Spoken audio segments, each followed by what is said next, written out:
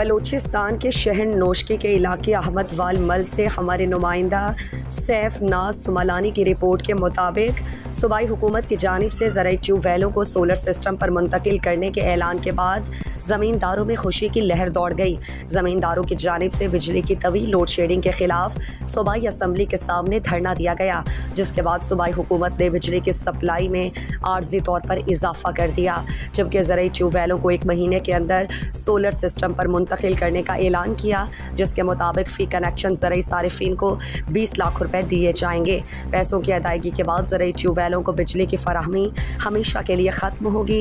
इस ऐलान के बाद ज़राई सारिफीन में काफ़ी खुशी पाई जाती है।